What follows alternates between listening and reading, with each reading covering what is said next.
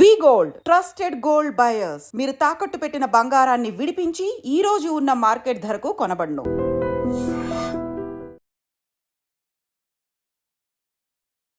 Hi, నమస్కారం. ఒక village లో షూటింగ్ లో ఉన్నాను. అదే ఈ getup. It's very interesting film. ఇక్కడ ఉన్నప్పుడు ఇప్పుడే నాకు ఈ ఆన్లైన్ లో మళ్ళీ మీడియాలో ఒక ఆన్లైన్ గేమింగ్ యాప్, దాని గురించి నేను చేసిన ఒక యాడ్ గురించి డిస్కషన్ జరుగుతోంది.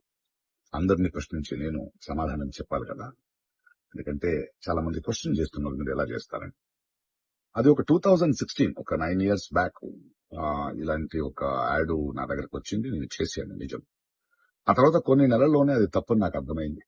వాళ్ళు మళ్ళీ 2017 లో దాన్ని ఎక్స్టెండ్ చేస్తానంటే, లేదండి ఇది తప్పు, తెలియక చేసేసాను, బట్ చేసేసాను కాబట్టి అగ్రిమెంట్, మీరు దాన్ని రిలే చేసి తీరాలి, బట్ 2017 నుంచి మీరు వాడకూడదు, నేను రాను అని చెప్పేసి.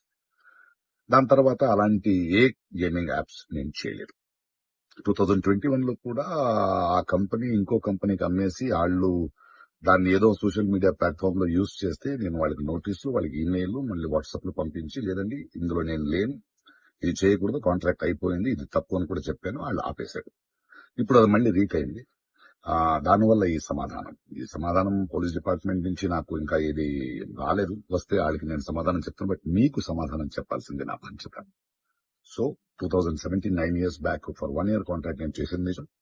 అది తెలిసిన తర్వాత దాన్ని ఆపింది నిజం. ఆ తర్వాత నేను చేయలేదు అనేది కూడా నిజం. ఈ మాట మీకు చెప్తున్నాను. ఇంకో విషయం, దయచేసి యంగ్స్టర్స్, ఇలాంటి గేమింగ్ యాప్ అది ఒక వ్యసనం. ప్లీజ్ మీ జీవితాన్ని కోల్పోండి. Thank you.